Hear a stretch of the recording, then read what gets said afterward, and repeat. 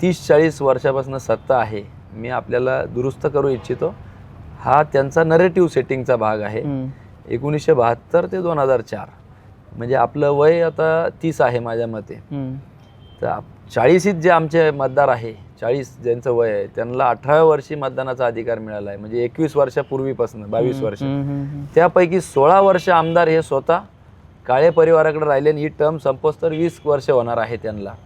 हा जो काळ आहे हा 40 वर्ष, हा 72 ते 2004 पर्यंतचा काळ ते सांगताय.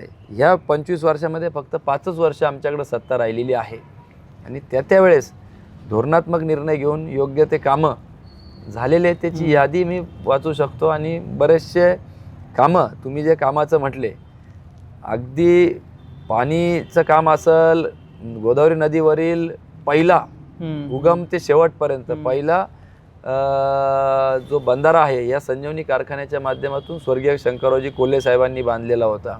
म्हणजे अशा सहित अनेक कामं, पश्चिमेचं पाणी पूर्वेकडे वळवण्यासाठी भाम, बावली, कश्यपी, वालदेवी या सगळ्या धरणांवर त्यांनी काम केलेलं आहे. गावागावात तेव्हा वीज नव्हती, वीज पोचवण्यापासून रस्ते नव्हते, वेगवेगळ्या गोष्टी, म्हणजे अशी मोठी यादी. सभागृहामध्ये 1000च्या वर प्रश्न विचारलेले होते. त्या उलट त्यांचे वडील विरोधी आमदारांचे 10 वर्ष सभागृहात होते.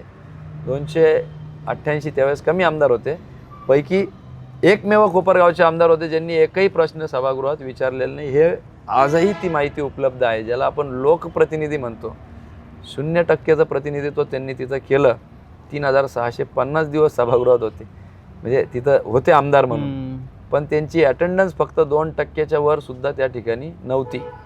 त्याच्यामुळं खरं तर त्यांनीच त्याचं आत्मचिंतन केलं पाहिजे असं माझं मत आहे.